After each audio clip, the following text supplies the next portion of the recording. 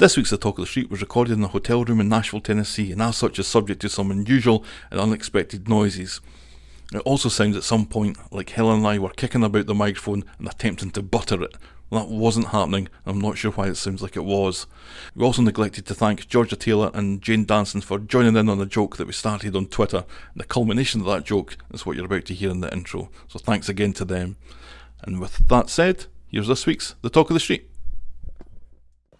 I'm on my way to Dollywood. Dollywood? Ty's on her way to Dollywood. The talk of the street. The talk of the street. The talk of the street. The talk of the street. The talk of the street. The talk of the street. The talk of the street. The talk of the street.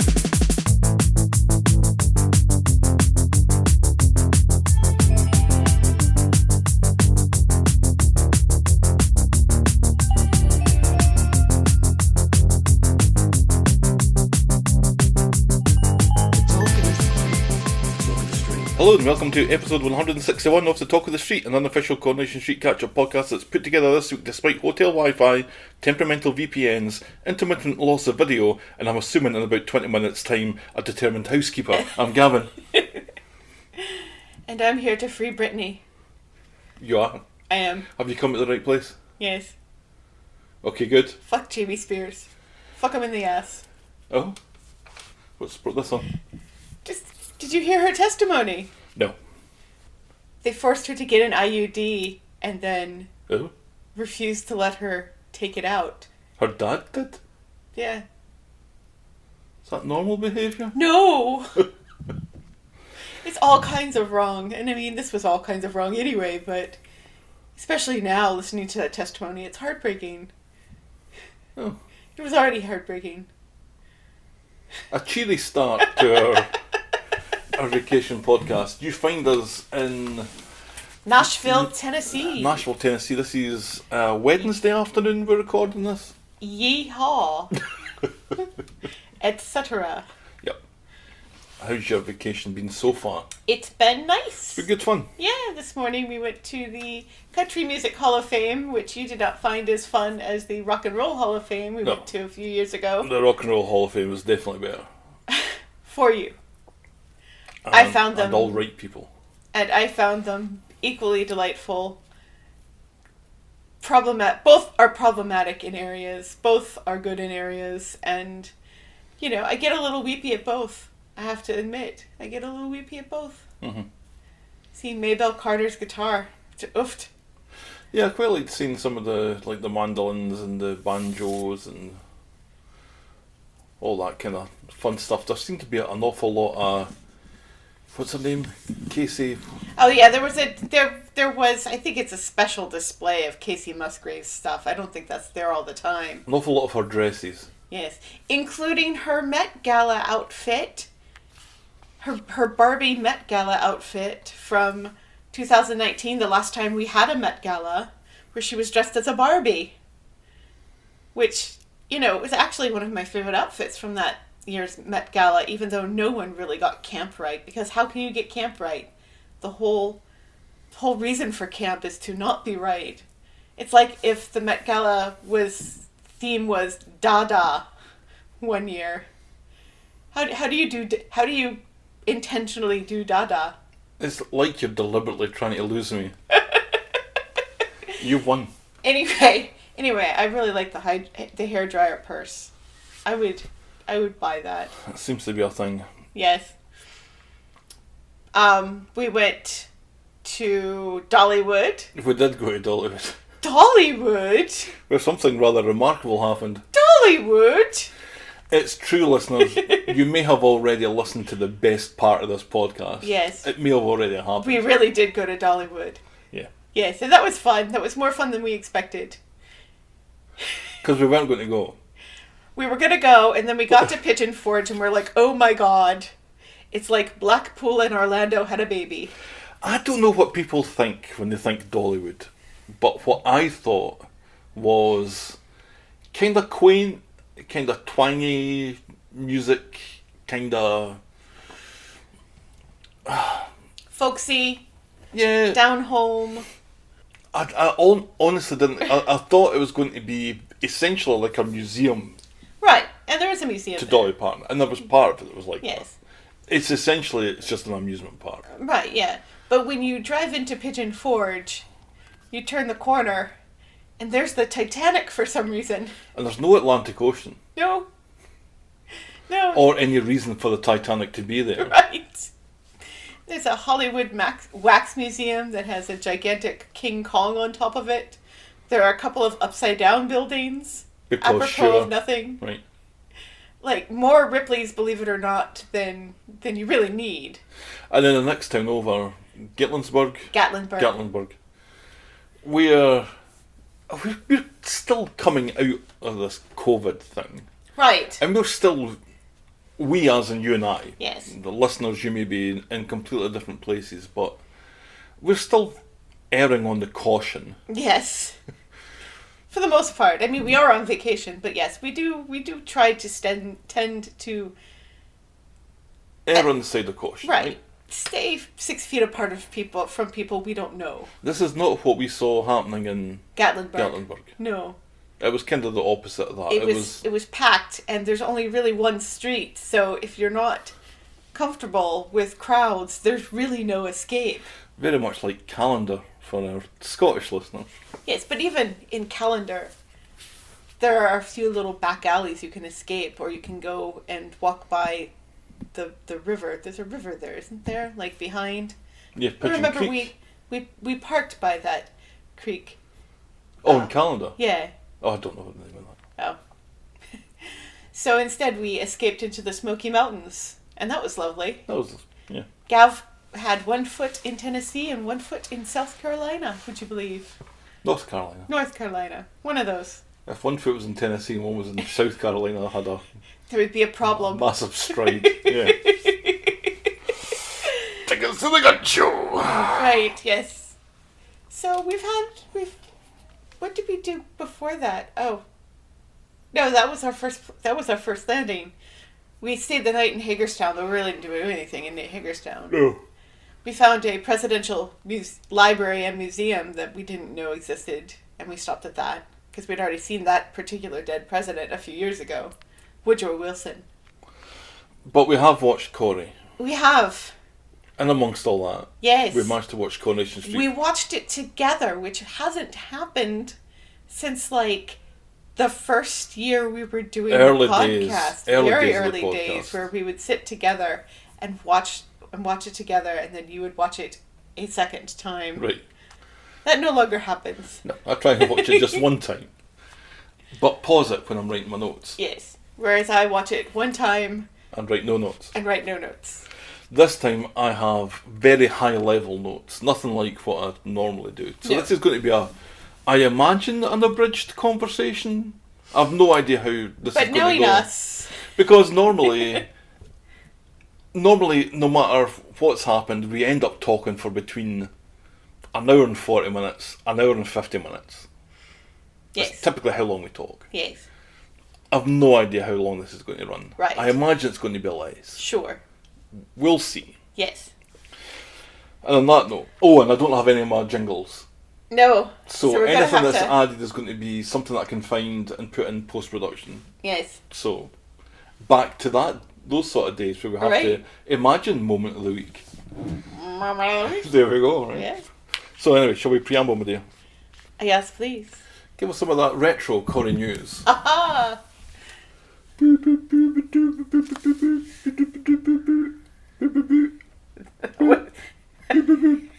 That was terrible. I don't remember when we didn't do Corrie news in the early days. Remember that? Well, we're getting all reflective in our old age, aren't we?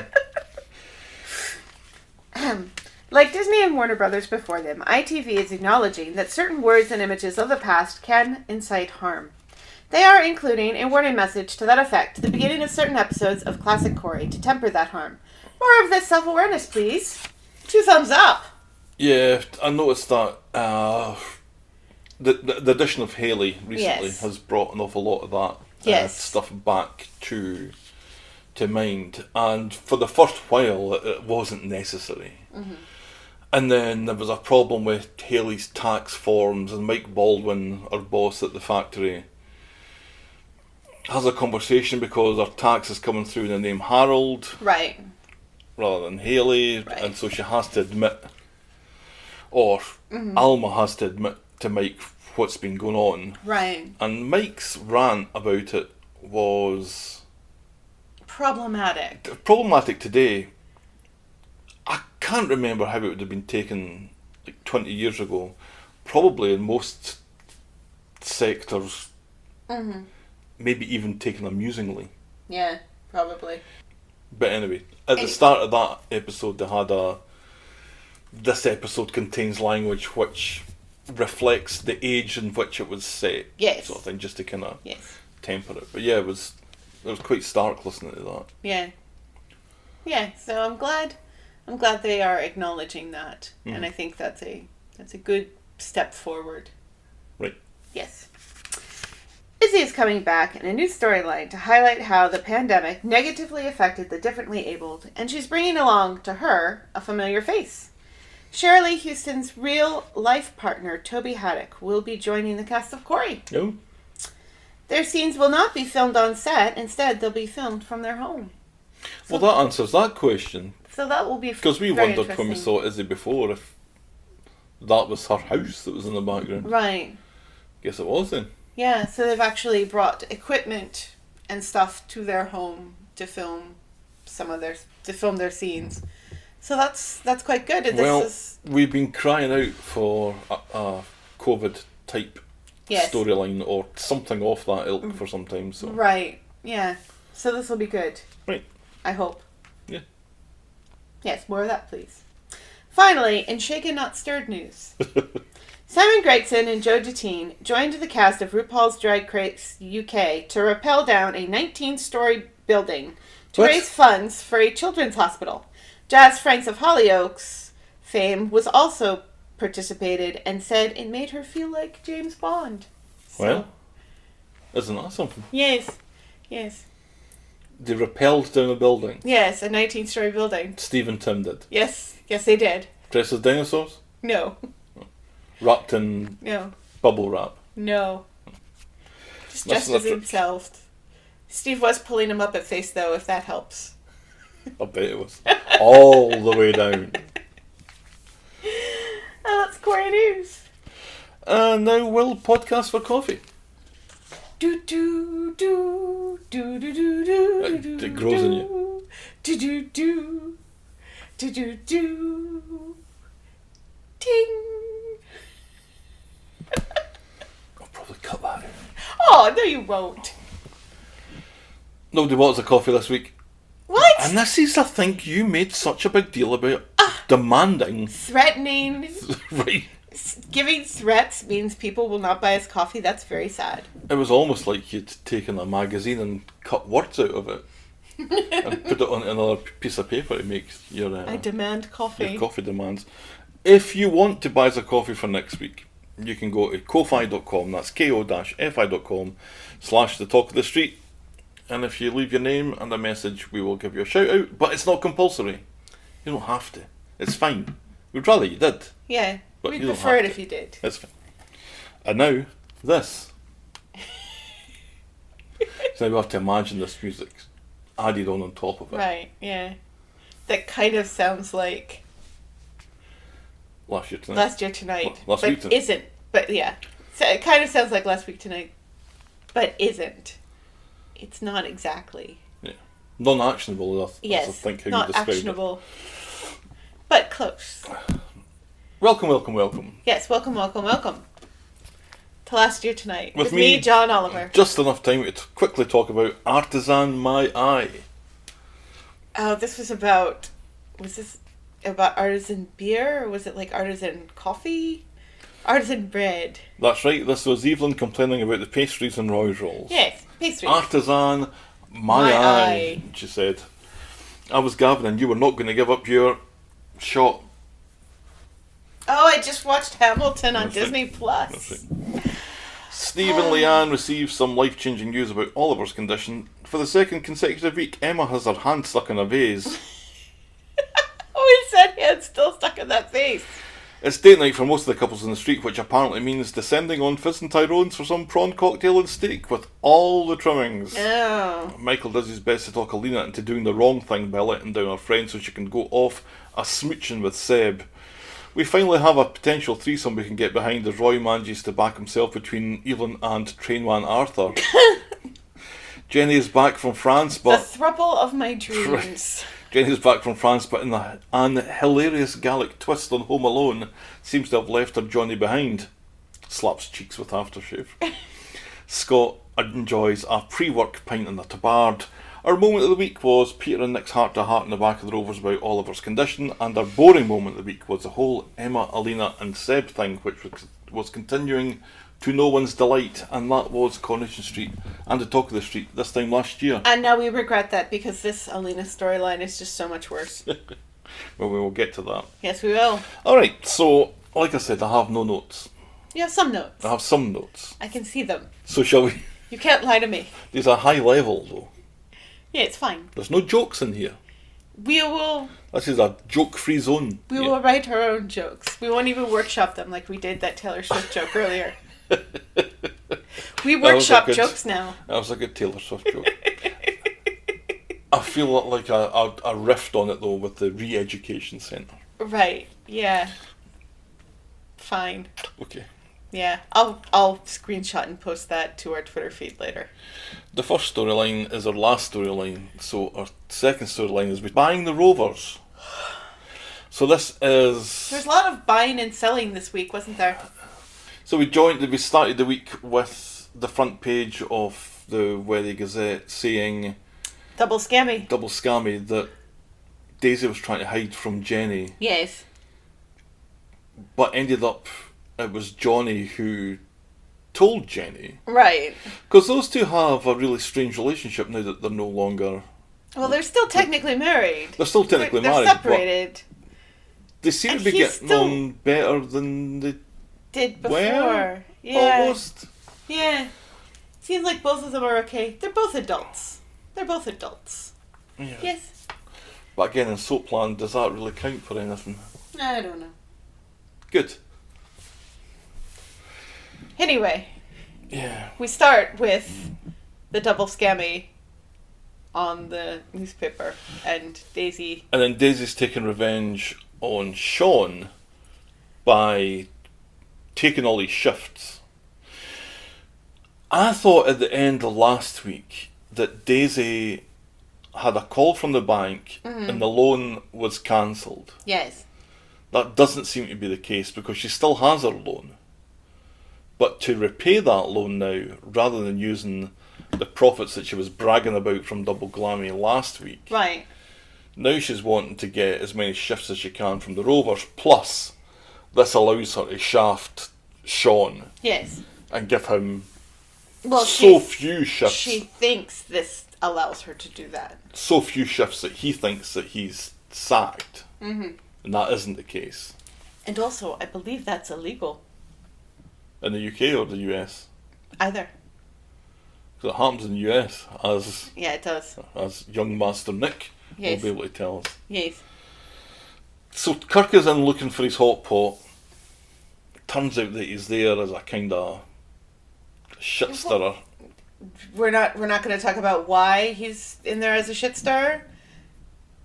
Gemma finds out that Sean has been shafted, Yep. and She's none too happy with this. she's not. She gets Emma in on it, Yeah. who gets Kirk in on it. I don't know why they need Kirk to go and order a hot pot, because surely it's just a matter of time before someone orders a hot pot. But they're trying to pitch it to Daisy that Sean is the only person who knows how to make the hot pot. Right. So if you get rid of Sean, you're getting rid of the hot pot. Right. And then they also try and make out that this is the main reason why people come into the Rovers in the first place. Which isn't... Is for hot pots and for fights. Right, which was hilarious. Right. So, yeah, so Emma says this to Daisy, and so Daisy tells Emma to just look up a recipe online for hot pot. How hard can it be, she says. How hard can it be? To Emma, Right. Right. who, let's remember, last year around this time, had her hand stuck in a vase For 2 straight episodes, for 2 straight episodes. which crossed a week. Yes.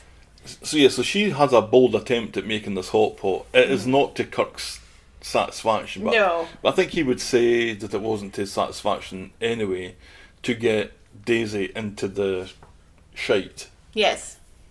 Absolutely. So Jenny finds out from Johnny about the Right. double glammy stuff because Daisy's been trying to hide the paper Yes. from Jenny. Yes. Which was hilarious. She's like, oh no, it's just junk mail.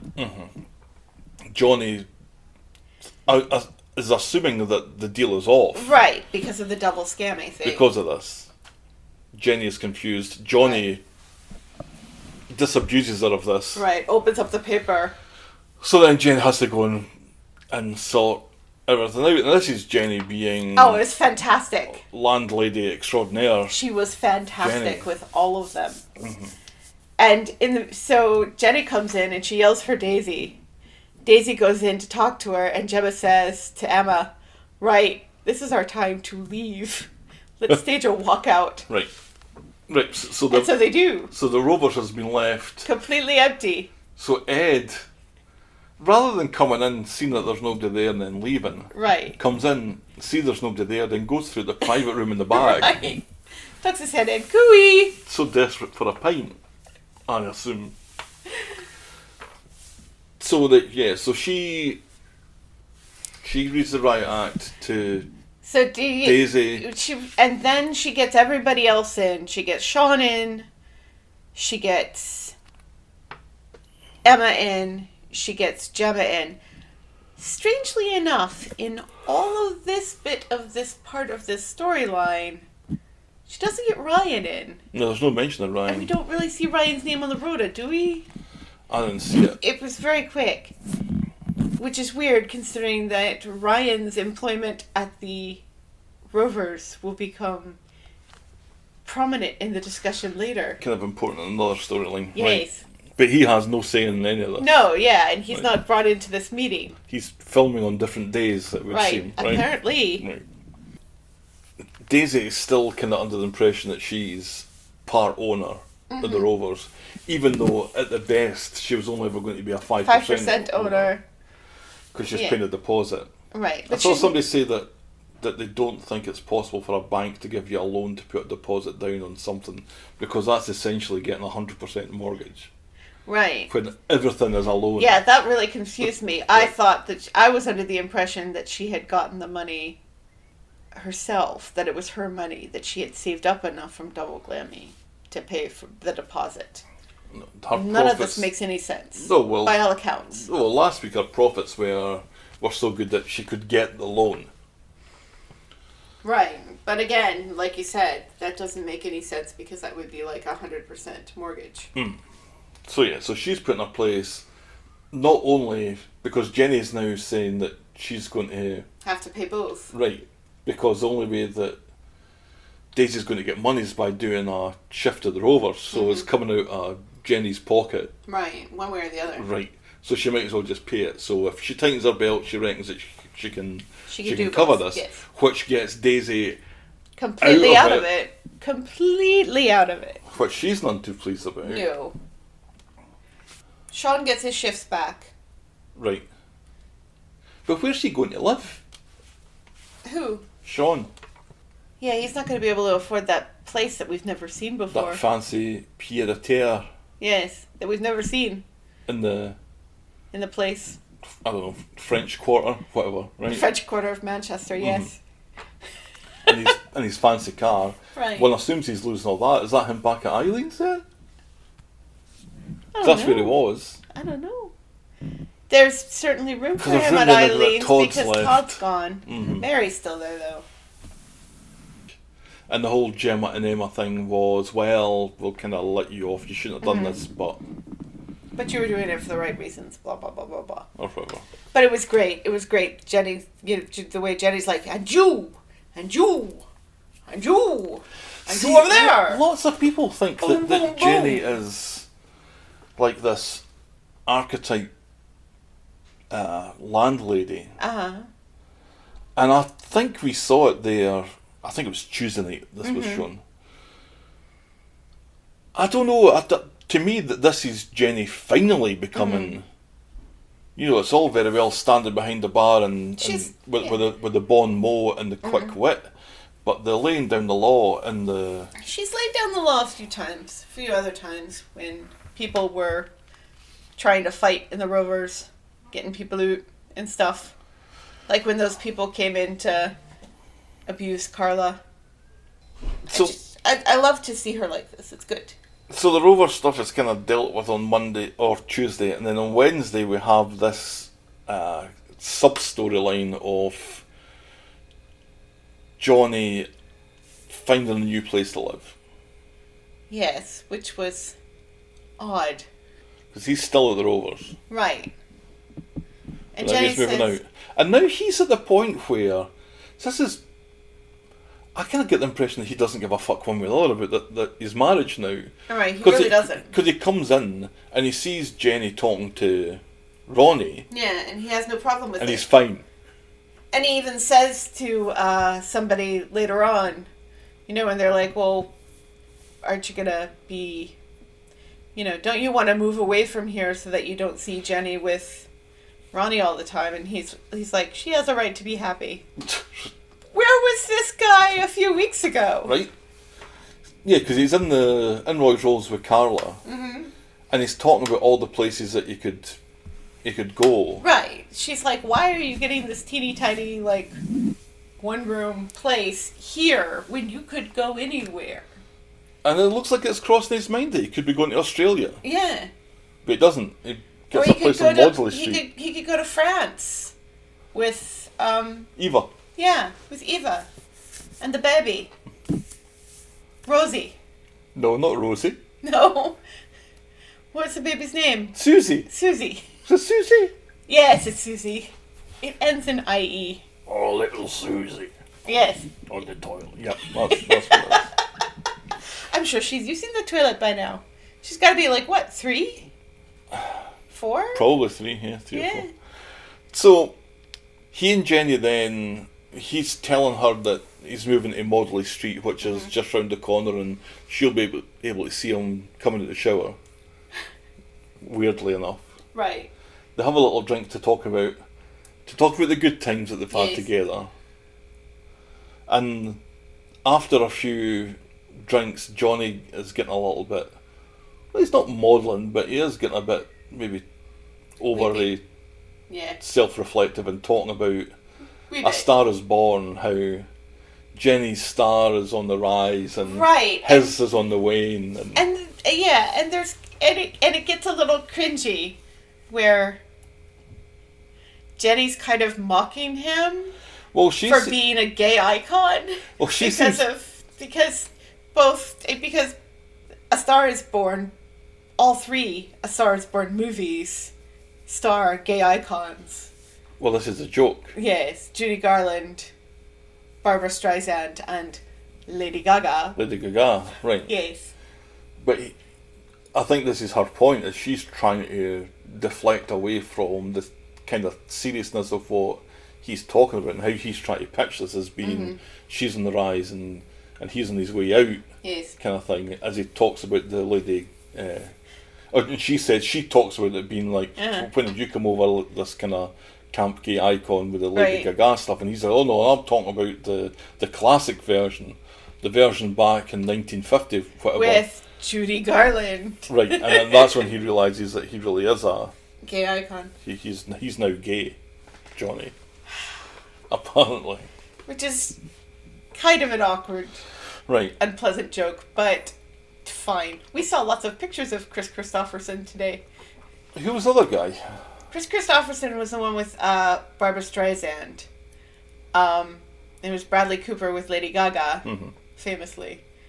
Who was it with Judy Garland? James Mason. James Mason? James Mason. That James Mason? That one? Sure. Wow. That's not who I thought Johnny was talking about. Yeah. Anyway, we're not here to talk about A Star Is Born. So yeah, so that's pretty much that storyline. So your thoughts on Jenny running the Rovers single-handedly then? Well, this is good, and I think in the end Ronnie is going to help her out. They do all still kind of seem to be insinuating that, because when he's in there, you know, calling her his queen, you know, and yeah, there's a little bit of a little bit of sexual tension there again this week. We're bubbling that back up. We're forcing that back up to the surface. It's a matter of time before those shut buttons start to pop back open again. Yeah. Boing. Yeah, because in the real world, when somebody says something like, "Well, I need to tighten my belt," you worry about how that's going to progress, because you know there's only so much you can tighten. There's only so much you can squeeze out of a budget. Correct. In Soapland, though, you say we're just going to have to tighten our belts. That means this problem is now resolved. Mm-hmm. So she's got the money that she needs. She'll be running the place single-handedly, maybe with a little bit of help from Ronnie. But yeah, maybe Ronnie's going to help pay back that loan. He's got the money. He wants to help. He wants to be her knight. He's still going to be hanging out there. Yeah. Living there. Yeah. Doesn't have a job. He needs something to do. He does have a job. Does he? Yeah, where do you think all of his money comes from? He sold that business. He sold it to his wife. Did he sell it? Mm-hmm. Alright, well then he doesn't have a business. Is he going to get divorced from her so he can That's already... Where you been? This is all settled. I didn't know That's the divorce... done. Was the divorce finalized? She signed the papers. Right. Everything's groovy. I must have been asleep that week, whenever that was. Anyway, yes, I like this. This works. This works for me. I was not happy with the idea of Jenny not being behind the bar. This seems like a kind of theme for the whole week, where it's like they knew that notes weren't going to be written in any great level of detail, because there's an awful lot of things getting resolved. Yes. That's what it feels. This is a kind of resolution week. This is a week where the dust is allowed to settle, kinda, in a few storylines. And there's a few storylines where, for some people, it feels like something is settled, and other people are like, oh, hell no. I think another settlement storyline is when we get James coming out again. James is coming out, so we've got to get this party started. Again. So on Tuesday, James has a meeting with his manager that he's shitting a his brick pants, about. Yeah. Because he thinks that his form dipped at the end of last season, which nobody mentioned at the end of last season. Mm-hmm. He thinks he might be getting transferred or a bit of a bollocking from his boss, but no, it turns out that his manager's taking him out for lunch or dinner to the bistro, and Tommy O is retiring. What? We just found out that he's Rick the Chin's brother. In real life. Why would he leave? Why would he leave now? Now, he's representing the Chins. Right. It's Tommy the Chin O. Tommy the Ochin. Oof. Tommy Ocean. Doesn't even bear thinking about it. Oh, well, you know, he did have that huge personality weird change, so we can get rid of Tommy O. That's fine. Especially if James is going to be taking over number 9. We can't escape. Can't catch a break as far as noise is concerned. Can't escape the lawnmower.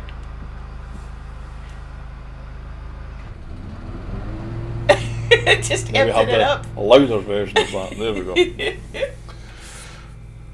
go. So James is to be the new number 9. I don't imagine this is how these conversations happen. How many of these conversations have you been in on? None. But I mean, this is what they do, right? It's like baseball. They've got the youth league. You know, the youth. Oh, do continue. And they pick from the youth league to fill spots. Yes, it's like the minor leagues in baseball. Not really.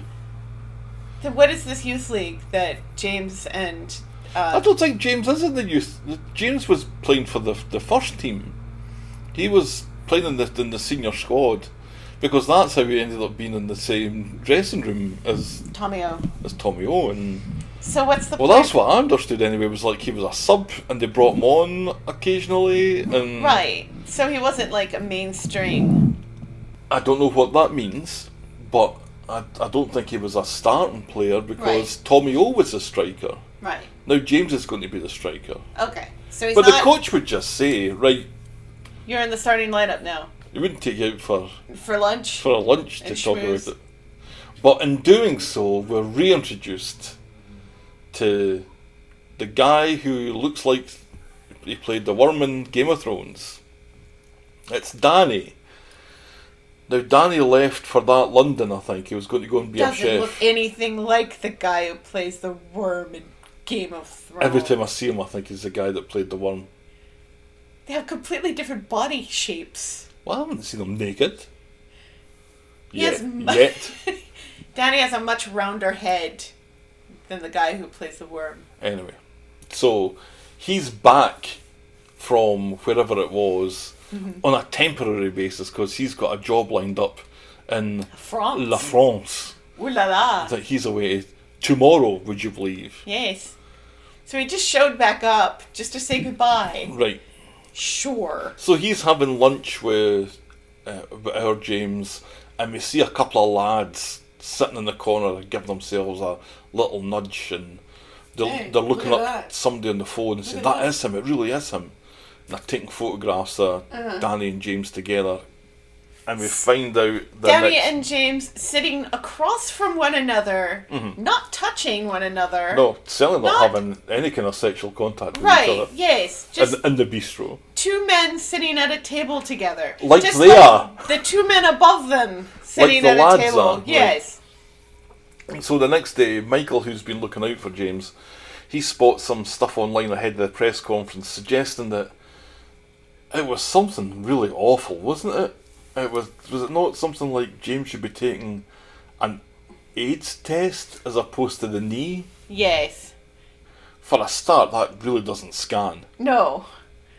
It's awful Yeah. as far as banter goes. It's Right. dreadful. Yes. It's just really awful. But But most of it was like that, which is, I mean, really? AIDS? right, AIDS? weird.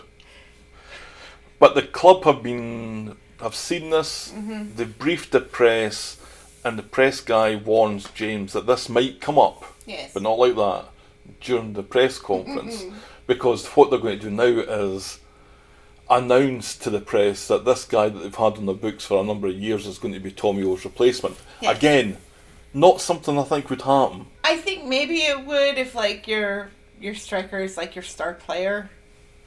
I think maybe you would, like, so-and-so. Because, like, when a quarterback retires from American football, You know, you're determined to draw comparisons here where comparisons don't really exist. you know, the backup guy who takes his place, you know, there will be an announcement and a big deal will be made of it because it's the quarterback. If it was somebody else on the team, they probably wouldn't make as big of a deal about it. I can see it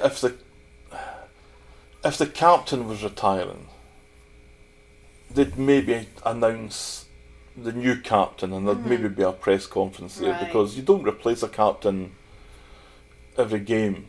No. You can replace a striker every other couple of games or whatever. Yeah. So it's not something that you typically announce. But even if you replace him every now and again because he needs to be replaced because the main guy is out, ill, or just doesn't want to play or something, they're still not like they're still not a member of the first official string, right? I really don't get this. I'm trying very hard. I think we have talked about this enough. Continue. So, Yeah. for the press conference, Aggie's back. Yay! Well, she sneaks in. She's not supposed to be back, but she sneaks in. She's because on the show. Yeah, because she doesn't want to miss it. And the press only want to talk about what James does with his bobby. They don't want to talk about But what he being- does with his ball. Right. So he decides, after the press office guy has said to them, look, Repeatedly. This isn't why we're keep here. the questions about football, keep the questions about football. The press, the filthy animals that they are, just want to talk about homosexual intercourse. And they're ridiculous questions as well. It's like so dumb. Like, do you have a boyfriend? Sort of thing. Are you dating anyone? But, well, at this point, he hasn't even admitted to... Right, yeah. So they haven't got to that point yet. Is this a distraction for you? How do you feel about this? Sort of thing.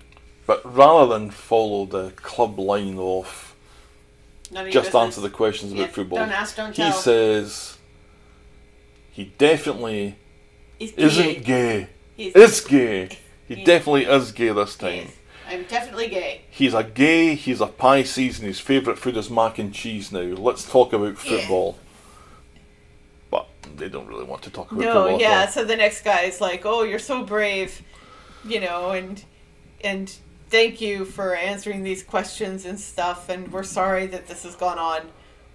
All that being said, do you have a boyfriend? Right. It's like, what? So they really make the journos into, like, the biggest idiots. Pigs.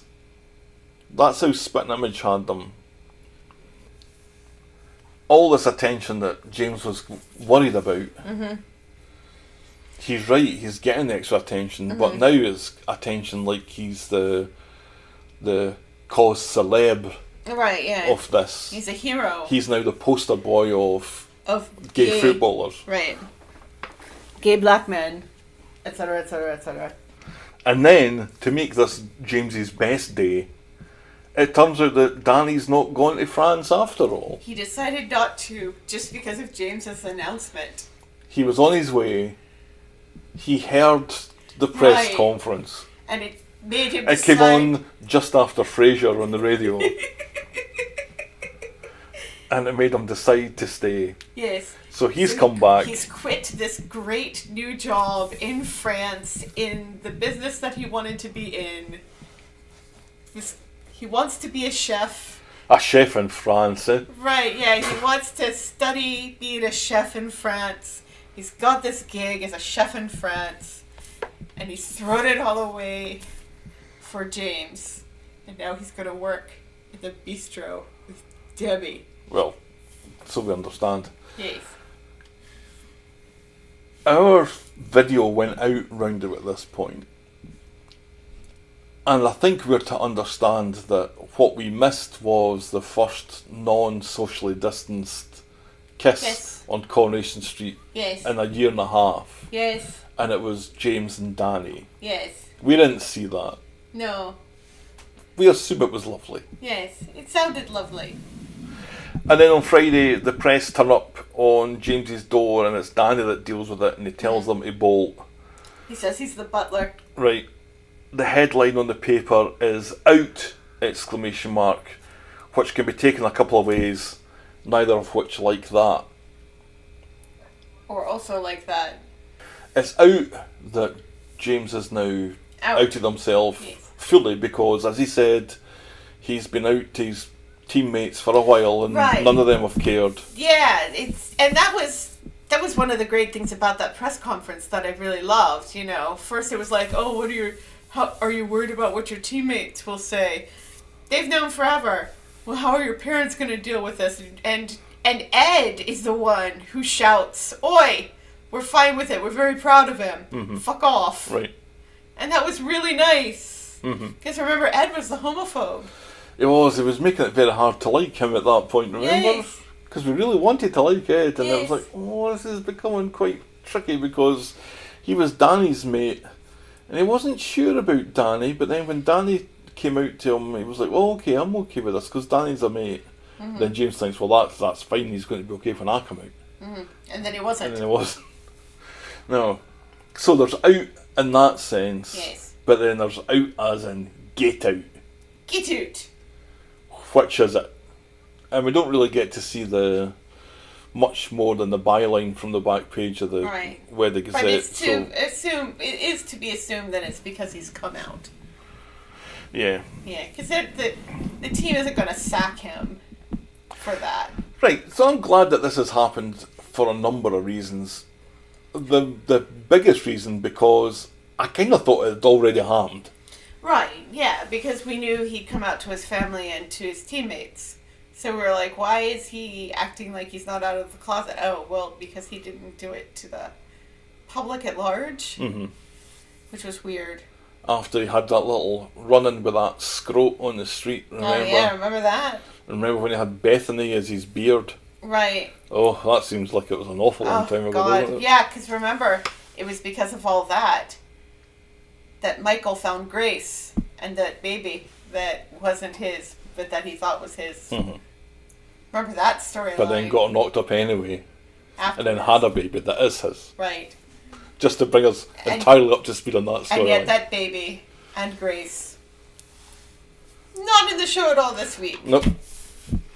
They're in the basement. Chained to a wall. I also like this because finally we get a storyline with all of the Baileys again. And hopefully, and long may it continue. Again though, it's the Baileys as a set. Right. Right, with very little interaction with other people on the street. Although, you know, in another storyline, somebody's going to say, oh, did you see that thing about James? Oh, yes, he's so brave. So people will be talking about it. But, I mean, it would be really nice if James had a relationship with one of the established gays on the street as opposed to Danny coming back from France where he was supposed to be a chef. The problem is that if we have another gay character come onto the street, I think it's contractually written that the first encounter he has to be with Billy. Billy has to get first dibs on all the gays. Billy and James is not going to happen because that's it's in the contract. That's an age difference. It's in the contract. That's too big of an age difference. That would be really, really creepy. So they have to bring in Danny. They have to ship Danny in to stop Billy getting his hands on James. Well, Billy's got his hands full with Todd. That doesn't stop him, Helen. We could put James and Paul together. That wouldn't be bad. Or Craig could finally come out. They are jogging buddies already.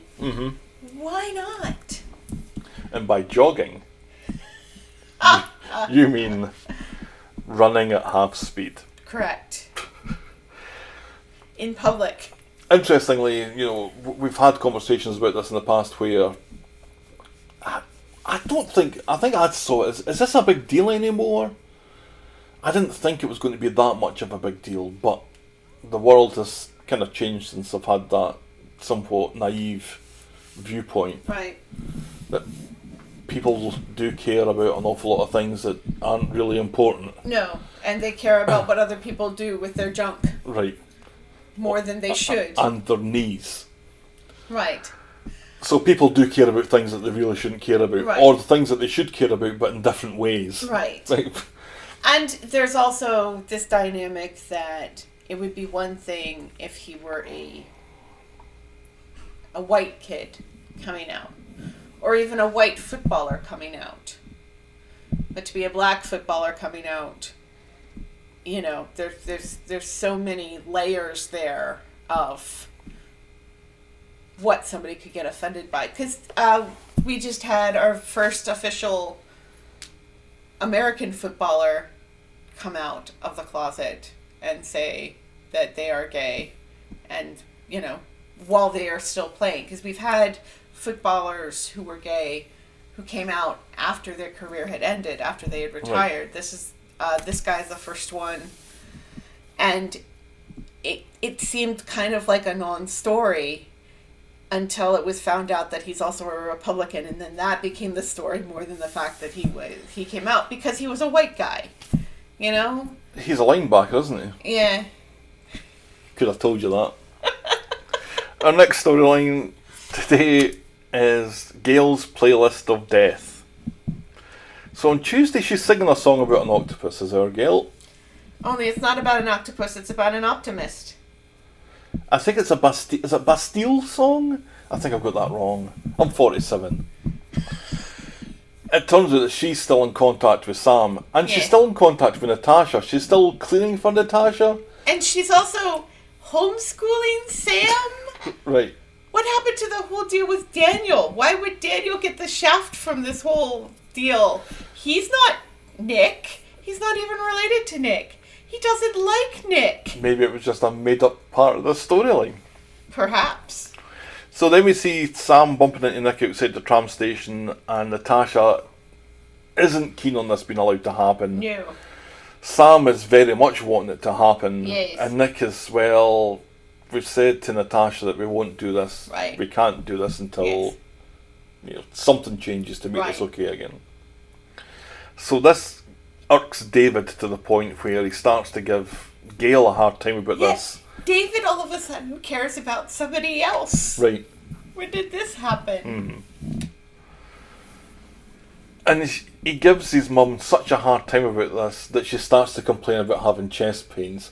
And this isn't enough to get him to back off. No. Or even get him to ask what's wrong. Right. Then she sees Sarah and Nick arguing about Nick wanting to sell up His shares. in the factory. Right. Now this whole share thing kind of confused me. Mm-hmm. I can't remember if we missed something because of the whole lack of video or whatever, but something happens later that comes as a great surprise. I think it came as a surprise to you as well. Yes. Yes. Nick wants out of the factory. He wants to spend More time with Leanne. They want to go off and kind of be by themselves and figure things out, just the two of them. And he wants to focus on his family, which right now is Leanne and Simon. And he says to Sarah, "You're more than welcome to buy my shares." Yes. But she's only got £3 on a button. Right. And Nick, the top businessman that he is, decides not to sell for that price. Right. Then we see David in the kitchen With the super soaker. soaking the floor. Yes. On the phone to Gail saying, That the pipe is burst. "You better get over here because it's your house now, remember, you need to get this fixed." And it's him that's flooding his own kitchen. Yes. And the reason for that is so that Gail will come back from Natasha's With Sam. with Sam, which is what she does. Yes. And then David can say, "Good, because Nick's on his way." Yes. And then David is kind of begging Gail to allow this to happen. Right, when Nick to gets allow back. Nick to have time with Sam. But then when Nick finally arrives, Nick is pissed. he's the one that's pissed off. Yes, and starts yelling at David for putting this together. And David's like, "Oh, I finally care about other people, and then you're going to yell at me for that? And then, What?" and then he starts yelling at Gail as well, saying, "You need to get him out of here." Right, yeah, and Gail's like, "This wasn't even my rodeo. She I doesn't- didn't even want to do this." She doesn't know what to do for the best here. Right, She can't do right for doing wrong. no. And then she decides, or she says that she's feeling bad. She's going to go outside. She needs to stagger outside while Nick and David continue to argue And inside. get some air. And then outside, Sam comes down Right. and he recognises the signs here that Something is very wrong with Granny Gail. Granny Gail's having a heart attack, and he says to her, "I know what's happening here. You're having a heart attack." Which I think somebody who's having a heart attack probably doesn't want to hear. No. But she doesn't. She's standing there with her hand on the fence, one hand on the fence and one hand on her chest. She's not breathing heavily. She's not about to pass out.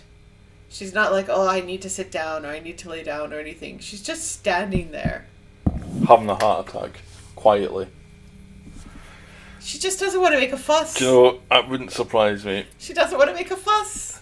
But the reason how you know that something's wrong is She wants her she mom. wants to see her mum. Right?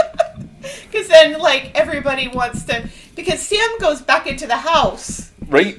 to try to get Because one they're of the still adults... arguing, right? To try to get one of the adults to help. And they start yelling at him. And then he's like, "No, wait! Granny Gail's having a heart attack. Call the ambulance." So that happens. Sarah runs out of the factory at that point, and then she starts yelling at Nick and David, saying, "Why didn't anybody tell me?" And they're like, "Because we didn't know either. This just happened." And then everybody wants to get in the ambulance with her, and she says, "No, I want me ma'am." Mm-hmm. Audrey, of all people. Audrey, I don't know if she's happy about this, but anyway, she goes to the hospital with Gail and is on the phone With David. or Nick, I telling think that it's David. meatball day at the hospital, which is why Gail wants to be here, obviously, because it's meatball day. Yeah, the nurse said And that isn't- Gail's in luck because it's meatball day. And isn't Sam so clever for knowing that was a heart attack? Because all Audrey can be bothered Right, with. I'd yeah. have quite liked for Audrey to get Sam's name wrong again, but wrong differently. Yes. So it wasn't Sam, it was, or Ben, it was something else that she said. So Gail looks like she's going to pull through. She's going to be alright. At no point in this did she look like she was about ready to die. But there's this great long scene that's between Gail and Audrey, Yes. where they're chatting back and forth, and she's reminiscing about that time that she fucked off to Thailand 2 years ago. Right. And Audrey says that the biggest mistake that she made when she came back is she's made herself indispensable to everyone else. And Gail recognises that there's truth in that, and she gets no thanks from nobody about it. Right. All she gets is pain and heartache and people shouting at each other. Right. Her family just constantly arguing. Right. But at least she's helping, unlike her mother who neglected her. And Audrey says, "Oh, that was I just had a different viewpoint on Right, of raising children. Right. I learned it from Sally Jesse Raphael or Ricky Lake, one of the two of them." Right. Just strange name check. Right, I was like, wait a second, did Audrey raise her in America? In the 1980s. Right. When Gail was already No, that's An not adult. finished. An adult. There we go. That's the way to finish that. Yes, she was already an adult when Ricky Lake was a thing. So But it turns out something's wrong with Audrey. that Gail's turn has thawed Natasha a little, and she doesn't care that Nick saw Sam.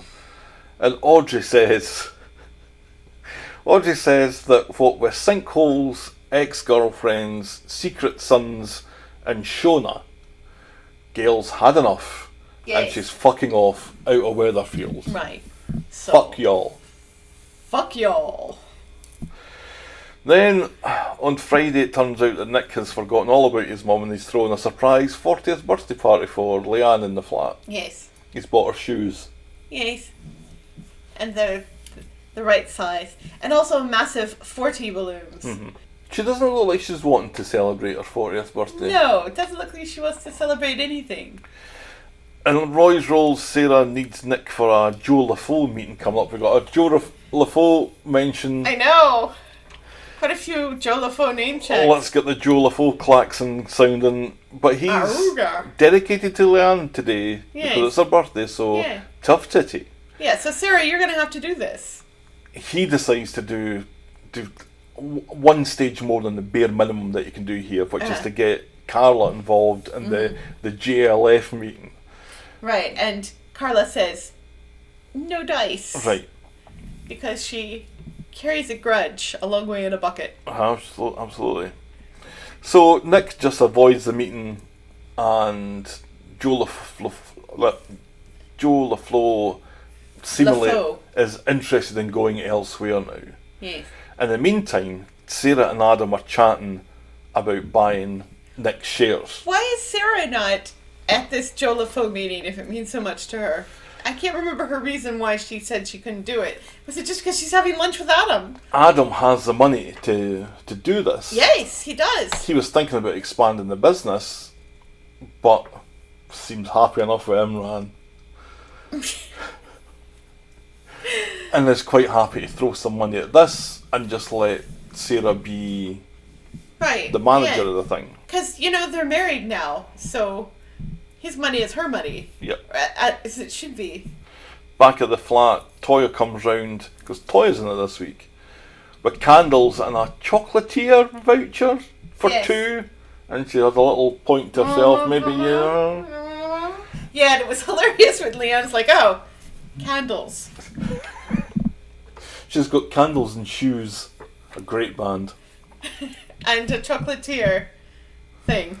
Then Nick comes in to announce that he sold his shares. You know why I love you, my darling? What?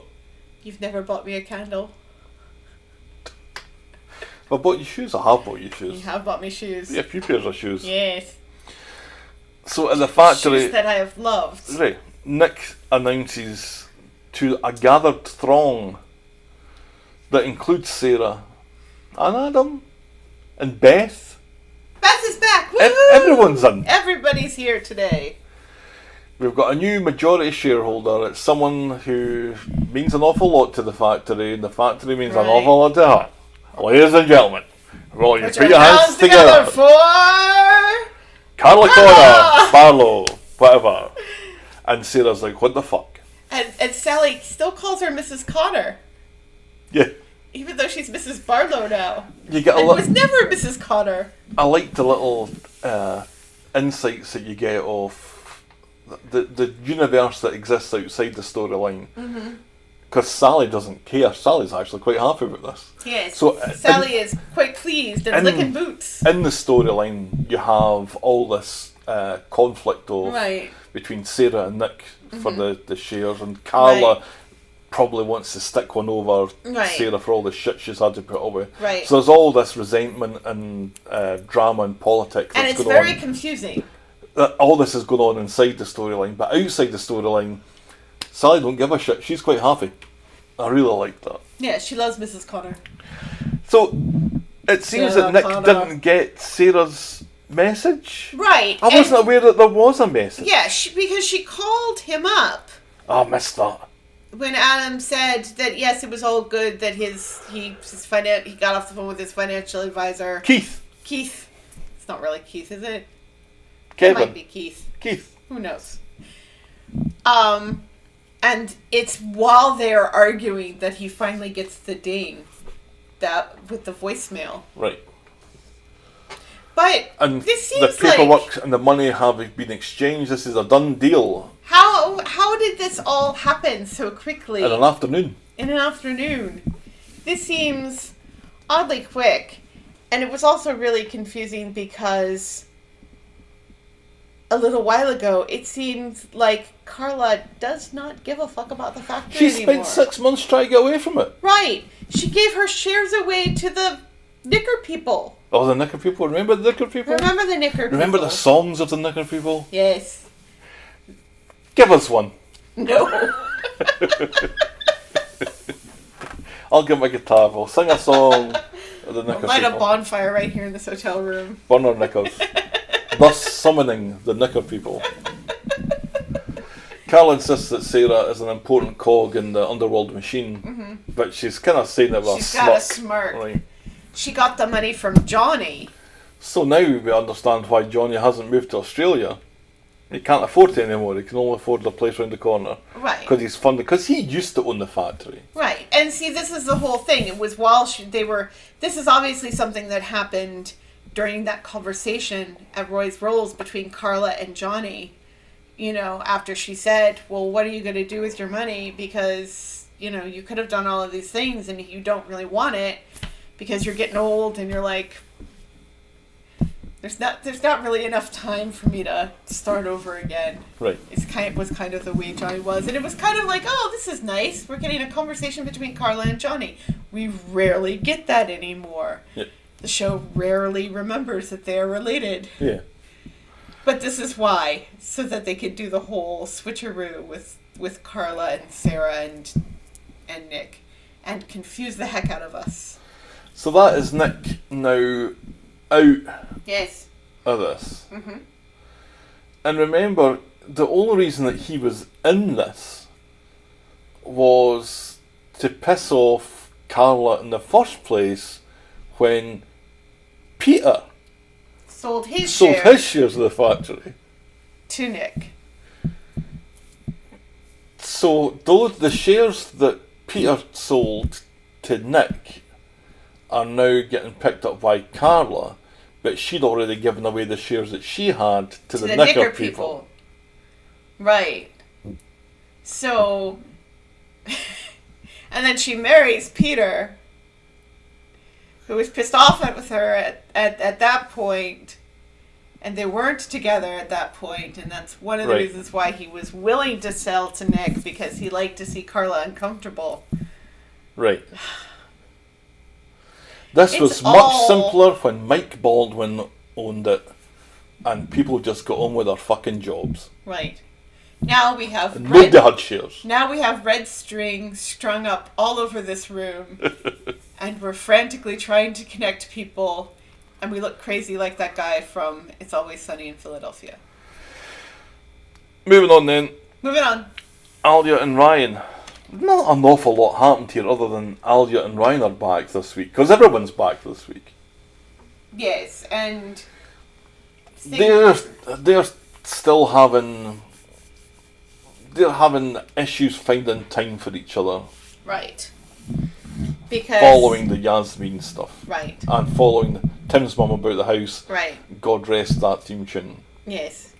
Do do do. No, that's not it. No. Gosh, I can't even remember it now. Do, do, do, do, do, do. No, that's not how it do, goes. do, do, do, do, do, do, do, do, do. No, wait, that's Magnum PI, isn't it? Nope. What is that? Is that the A-Team? Yes! What's it? So, It's Ryan and Alya in a big black van with So- Mr. T. Face Man has a scam that he's running in Florida. It's the face. I don't think he was called Face Man. It was just face. Face Man Templeton Peck. That's how it was described in the novels of the A-Team. Yeah, so they're having trouble finding time for each other. They're still wanting to find a new place. Ryan's not working, or he's just getting very occasional. Yes, he's not shifts getting enough shifts at the Rovers. Alya's not doing the DJ gigs at Speed Dial anymore. No. So finally, Tim's dad gets his way. And where else did they work? Was that it? Just lounged about that house that Michelle used to own. So Didn't he She also sort wants of to- work at the bistro? Why doesn't he go back to work at the bistro for Debbie? You'd think he could get a job there. Debbie's back as well because we saw Debbie. Yes, we did see Debbie.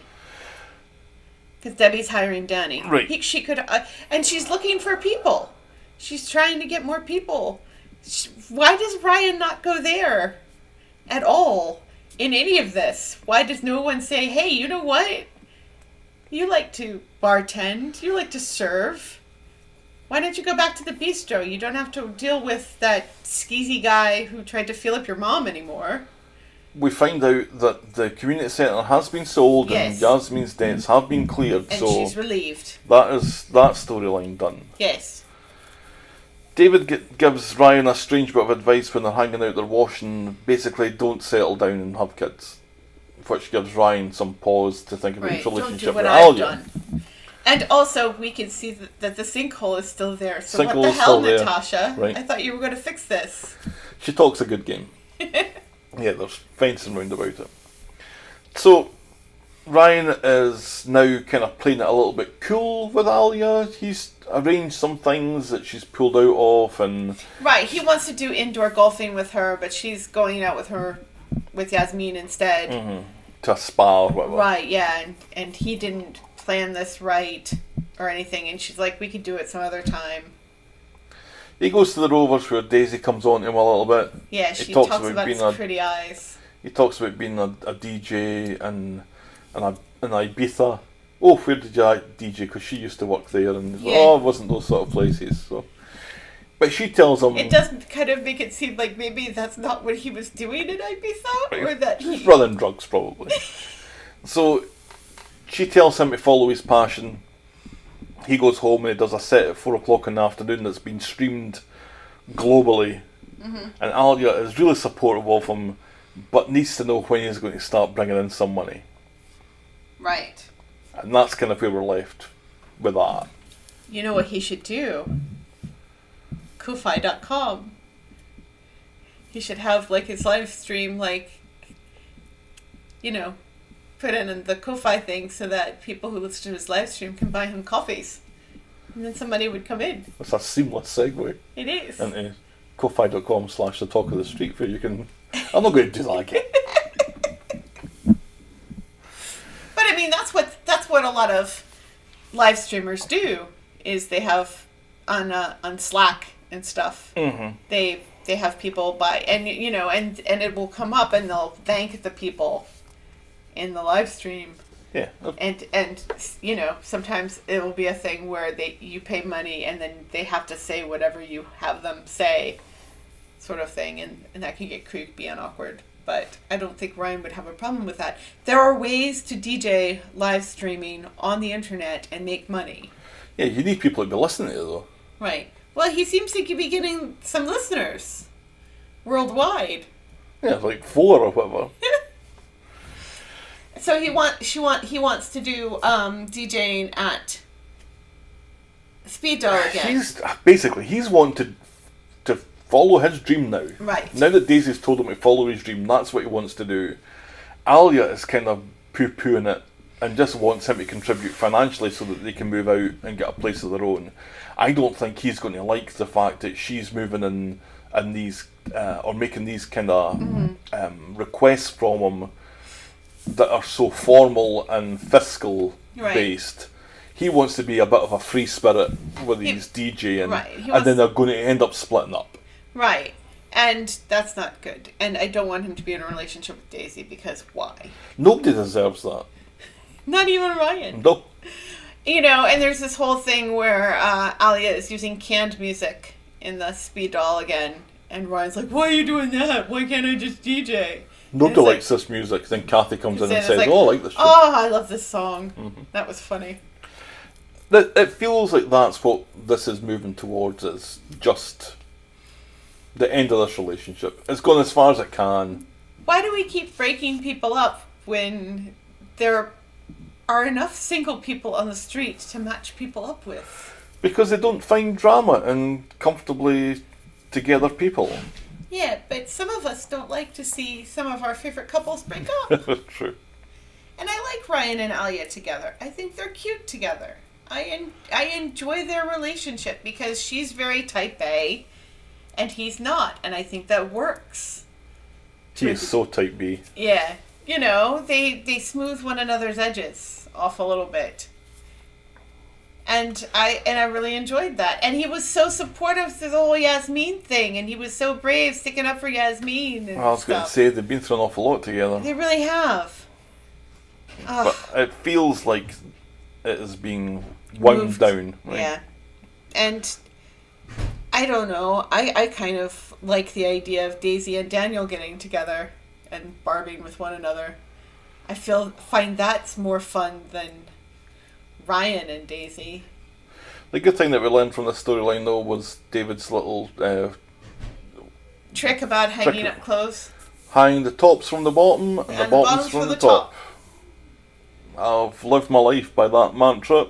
I intend to continue. It was really cute seeing Ryan and David hanging up clothes and having a conversation over the fence with one another. Yep. Because back in the day...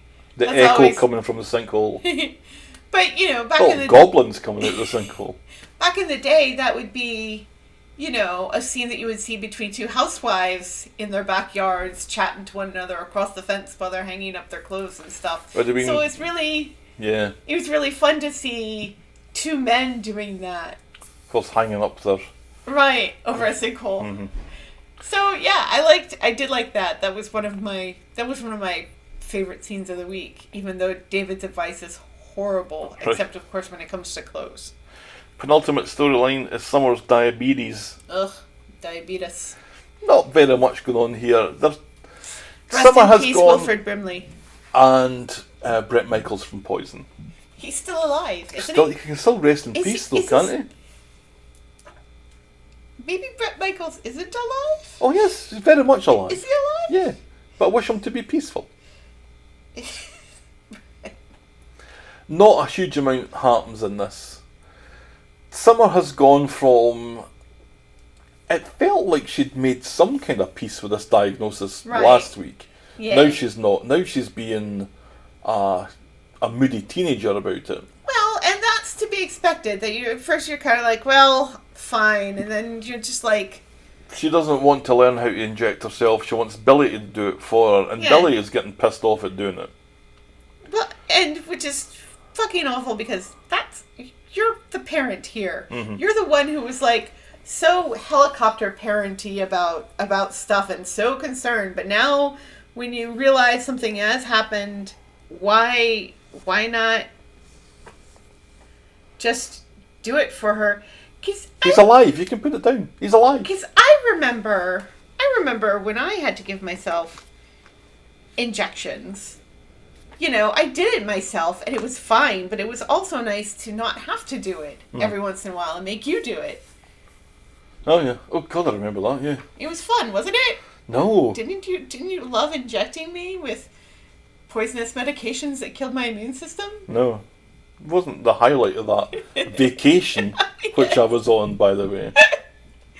It was love. In Roy's Rolls, Addy, who's had a haircut, is doing his best to chat up Summer. Rest in peace, Addie's hair. I am so upset by that haircut. Yeah, I like it. I like his hair long. I do not like the weird hard lines on the sides of his head. Grow out your hair again, Addie, please. And he almost asks Summer out on a date, but says that there's some year 12s that are meeting on the Red Wreck. Oh, yeah. Some of us are gathering together. You want to come with? It's a group thing. Totally. Strange how Addy now sounds like your ex-husband. So back home. Oh, dear. That's what that voice is. Back home, it seems that Summer's had a nurse's appointment. Right. That she's dinged. Or Right. she wants to ding it because she wants to go to the Red Wreck thing. Yeah. But Billy's been a bit of a tyrant here. Yes. And Todd tells her that she'll get used to giving herself the injections, which helps nobody. Right. And she becomes really quite upset about doing Like- this. And then, I can't remember if this happened or not, but I have a memory of a scene where Summer comes home and there's nobody there. And it's like Billy has fucked off deliberately so that Summer will have to inject herself. Which is the most passive-aggressive thing an archdeacon can do to can a do. child. Right. Because she's still a child. You know, I can But kind that of... may not have happened. I can kind of understand, you know, well, you're going to need to learn how to do this because we're not always going to be around. I can understand that. However, she is still just a child, so maybe you take care of it for the most part, you know? And don't make a big deal about it, because obviously it's upsetting her, then maybe you need to help her. Mm-hmm. She's still a kid. Maybe there's something else going on here that is making this such a big issue for her. Right. Maybe there's something else that she needs to be talking about. Right. And neither Billy nor Todd are very good at being parents. Todd is just crack a shit joke. Yeah. He is a shit joke. I'm telling you, see if this whole Todd gets found out thing isn't coming up soon. Fingers crossed. Because this is the way that it's moving. It's moving towards this. Mm-hmm. It needs to happen. It really does, because they're just the worst parents ever. Finally, the last storyline is Alina's dear. popping one out. Oh, God. Really? That's what you went with? On Tuesday, Ruby's back. Yay! And she's in her mid-20s. It does feel like that, doesn't She's it? 23 years old now. Because you haven't seen these kids for like a year, and you know what kids are like. Tyrone and Fizz are trying to explain what's happened to Kirsty, and Ruby is confused when... And she doesn't When care. Mummy... What do you mean Mummy? Mummy's sitting right there. She's fine. Oh, no, No, not your Mummy, other your mummy. mum. The mummy Oh, that... I don't give a fuck about her. Says Right, Ruby. yeah. She's Kirsty, and she's like, Kirsty in Hope's class. No, Kirsty no, Jenkinson, the one that has the No. horse? No. And Tyrone's, why are we even bothering Why to do are this? we even bothering doing this? She does not care. Alina, though, she's getting jealous when she's walking down the street and her pregnancy test falls out of her bag. Yeah. And when she looks up, there's Tyrone and Fizz together. Right. They've gone to the park or Yes, something. they've taken Ruby to the park to, I don't know. let her play and think about what she's done by not remembering her biological mother. Right. So Like, maybe we'll go let her play, and then we'll talk about it some more later, and maybe then it will sink in. Or maybe she just doesn't care, guys. Maybe this is a conversation you have with her when she's 16, and she asks why nobody ever talks about her mum. why everybody in the family's white except for her. And why can't I get a horse? Right. That's the Right. time for that You conversation. can't get a horse because your biological mum is dead. Right. Nobody's talking about That's the rule. how If your sick biological mum is dead, you can't have the horse. how sick Alina's looking. No. Because she her does eyes are look so awful. black She's and so they're sunken. in. Ugh. She finds out at the factory, because she works at the factory, remember? Yes. She finds out from Sally that there's a history with this Kirsty. No one's Nobody's sad talking to see about the it. back of her. No. That she wasn't a good person. No. She's Tyrone an awful person. was lucky to get out of that alive, Right. basically. And Alina's like, well, how come I know nothing about this? So she's not happy about it, and she gets her revenge by peeling her stick and thrusting it in Tyrone's face. She's pregnant, You did this to me. and you didn't tell me about getting beaten up by your ex-partner. Right. And Tyrone's, well, I still have problems talking about this to people. Yes. Even to me. And that's Even to you. understandable. Yes, and that's totally understandable. And why can you talk to Fizz about it? Because Fizz is the one who helped me get out of that relationship. Mm-hmm. So she knows about it, so I don't really have to talk about it as much to her because she knows. Ty can't deal with any of this and goes off to see the Undertaker. solicitor.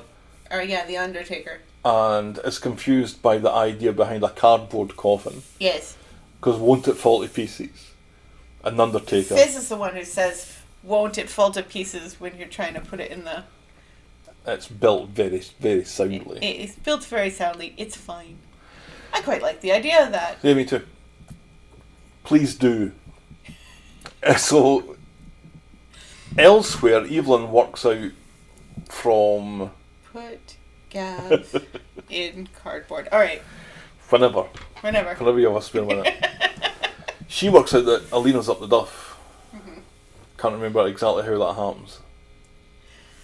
Because Emma. Oh, Emma goes on about how sick. Yeah. Emma, it comes in when Tyrone is talking to Evelyn in Devs. And Emma asks how Alina is doing because she's feeling so sick and everything, and oh, it was so awful, and we were starting to think that maybe she was ... That's And when Evelyn Evelyn puts puts it those together. dots together and says, oh God, no. And she confronts Tyrone with this. Mm-hmm. Who oddly, and I don't know if he's just doing this as a front, Mm-hmm. he oddly seems to try and sell that he's pleased about this, that he wants the baby, Yes. to Evelyn. I think it's just a defense mechanism at this point. Right. Then it's Kirsty's funeral the next day. Alina's too sick to go with the morning sickness. They've had a discussion about the baby, and And at first it seemed like they were going to get rid of it. it But seemed then- that was exactly what was going to happen. Right, and that was exactly what should happen. And then Alina's like, but she lays out all the reasons why they shouldn't have a baby right now, and then she says, but And then Tyrone sees all those reasons for not having a baby right now as being reasons for having a baby right now. That the relationship has been so crazy right, so far. Yeah. Why not continue in that vein Right. and have a baby? right, Because it's a baby. right, Ah. babies. He lies to Fizz about why Alina can't go to the funeral. And it's a weird, stupid reason, like she has an online meeting or something, not, oh, well, she's just not feeling well. Right. Only 6 people turn up to the funeral. I can't imagine who those are other than... Fizz and Tyrone, and the Undertaker. that's 3. Ruby? No. Too young to go. Surely too young to No.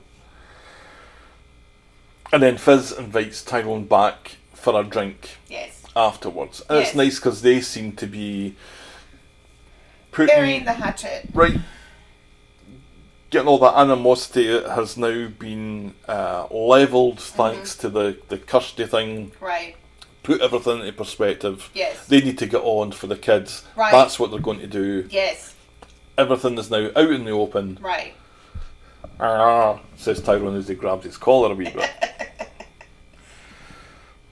Then on Friday, Alina's less than impressed when Tyrone tells her that Fizz is going along with him to a probate hearing at Imran's Right. while she has a midwife appointment. Yes. And outside the medical centre, Evelyn tells Alina that Tyrone is terrified of having a kid. Right. And then Tyrone and Fizz are coming out of the solicitors. Right. And Tyrone's like, and Fizz wants to go and have another drink and everything. And he's like, no, I have to go I have a thing with Alina. And Fizz follows him, saying, oh, well, that's fine. I'll just walk you over there. Why? Mm-hmm. No reason. So Tyrone basically starts to run. Right. And Fizz runs after him. Right. And still doesn't seem to get the point that she doesn't want her. He doesn't want her around for obvious reasons. So then she sees Alina going into the medical centre, the Right. truth has to come out, and she is now horribly hurt that she's been kept in the dark about this, and she storms off. Yes. Yes, she does. Apparently her mum's been giving her advice. It's nice to hear mention of Scylla, even if it is without her name getting mentioned. Mm-hmm. And then she twigs back home from a conversation with Evelyn that Evelyn must have known about this as well. She didn't seem very... She goes from sitting there with Evelyn and telling her that she's more of a mom to her than her own mom is, and that she really appreciates her, and then all of a sudden the ball drops and she's like, wait a second, you didn't seem all that surprised. She's like, well, I'm an old woman, I don't get surprised anymore. Right. So you knew. So you knew. So... You didn't tell me. She's like, it wasn't my story to tell. Right, which is fair enough. Yes. But Fizz's point is, if you're keeping his secrets from him, then you can't live here. Right. Yeah. Blood is thicker than water, and obviously you care more about Tyrone than me. So which is ridiculous. Evelyn realises the gravity of this situation and losing her place to live, goes round to see Alina and Tyrone and tells them both that they have to be far more considerate of Fizzy's feelings in the future. And also points out how difficult this is for her because she loves Fizz and the girls. She also loves Tyrone, and they're sticking her in the middle of this a little bit here and making it very uncomfortable for her. Mm-hmm. And she also says, she's actually quite kind finally to Alina as well. She's like, look, once you guys get all this settled, then absolutely I'm going to take out my knitting needles and I'll make lots of things for this baby and stuff. But in the meantime, all of this other stuff, you guys need to sort this out. Right. Yes. Then she's back to Fizzy's. Fizz is like, I thought I fucking threw you out. Mm-hmm. Evelyn says, I'm a 74-year-old woman. These things take time. Yes. And it looks like Fizz has calmed down a little bit from our initial outburst, and it's basically just you sit down, I'll make a cup of tea. I'll make the tea. And it looks like that whole thing has been kind of smoothed over. It kind of feels like Fizz is realizing a lot of things.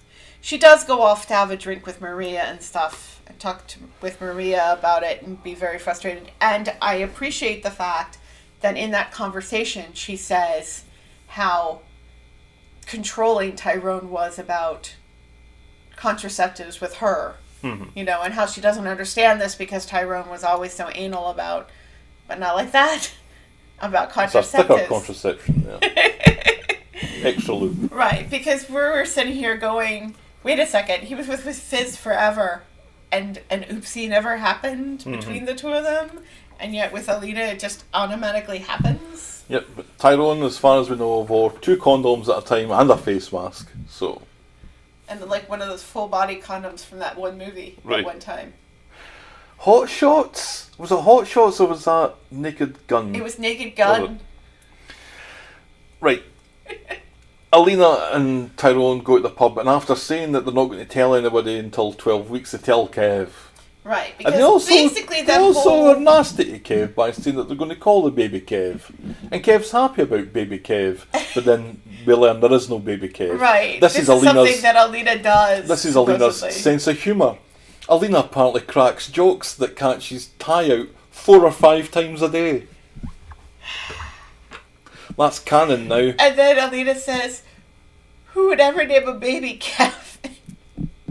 Like, it's too heavy of a name for a baby. Fizz comes in, she's supposed to meet Maria in the pub. She sees the 3 of them. Alina asks her to join them. Mm-hmm. She kind of throws it back in their face a little bit. Yeah. But basically offers her congratulations. Yes. To which Alina Says offers her thank you. thank you. Which is quite nice and civilised and stuff. And then Fizz leaves. And then she and Maria go to the bistro. And that's where they both metaphorically burn Tyrone's boxers, thus summoning the Knicker people to take the ashes away Yes. and bring the curtain down On on this- another week of Coronation Street. And on this storyline, it seems. And I am quite frankly relieved that we're not going to get this whole frantic Fizz yelling and screaming and being a shrew to everyone. I'm glad that this seems to be over now. This is, I think, the second time that we've had a pass at Fizz making her peace with this. Right. But we had the new information about the pregnancy and stuff, so okay, that's fair enough. It does seem now that... We're done. Can anything else happen that's going to piss Fizz off? And it maybe if Tyrone decides to throw her out the house or something, I don't know. It's not her house. That house was left to Tyrone from Jack and Vera. Yeah, I think legally he can't really kick a mother and a 74-year-old woman and 2 young girls out of their home. Ruby's 23 now. It's about time she moved Still out. quite young. Right. Still quite young. So yeah, so that seemed to be the culmination. It was a weird way to end the It was week a very because it was very reflective closed way, book. wasn't it? It was a very closed book. There's no And cliffhanger. now we are done. Right. There was no cliffhanger. No. Your moment of the week. I want to say Ryan and David hanging up the wash, but It's Audrey and Gail for me. it's got to be Danny and James's smooch, doesn't it? The thing that we didn't see. Yes. Yeah, because that it stands for so many things. It stands for him finally being out. It's also a breath of fresh air to the audience because we actually got to see 2 people really kiss for the first time in a year and a half. And that feels really, really good. Even if we only got to hear it and not see it. That wasn't particularly loud. No. Not a very wet kiss. No. Yeah, fair enough. I really enjoyed the Audrey and Gail thing, so I did. honourable mention for that, but yeah. And also Ryan and David hanging up clothes. So, James and Danny's smooch is our... Moment of the week. Moment of the week. What moment of the week? What moment of the week? Boring moment of the week. What moment of the week? What am I reading? Sarah not knowing who Adam's financial advisor is. What is it? Financial advisor name? Yeah, I think, yeah. To which you said, imagine Sarah not knowing Adam's financial advisor name. To which I said, what's my financial advisor's Carl. name? That was Carl. It's Carl. Is this Keith? Carl. No. Fair enough. That's out. Boring moment of the week. We have somehow managed to drag this out for more than an hour and a half. Yay! Alright, so let's wrap this one up then. We will be back home for next week where we'll be back to our more usual format that I think we find a little bit more like a pair of old slippers. Yeah. This felt like a pair of flip-flops that don't feel like they fit properly, but never mind. Right. We'll get back to that. In the meantime, if you want to get in touch with us, we're at talkofthestreet@gmail.com, and we're at Quarry Podcast on Twitter, Facebook and Instagram. You can shout me and Helen a coffee by heading to ko-fi.com, that's ko-fi.com/the talk of the street. Check out the clicky section of vogle.co.uk for links to our merch You know store what we should and do? YouTube channel.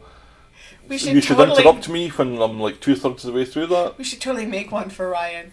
A Ko-Fi. That's right. And if you're so inclined, please leave a rating and a review on the iTunes or on your podcast provider of choice. Thanks for making it to the end of another episode, and we will be back next week, back home next week, with more Talk of the Street. Talk of the Street. Cheerio. Bye.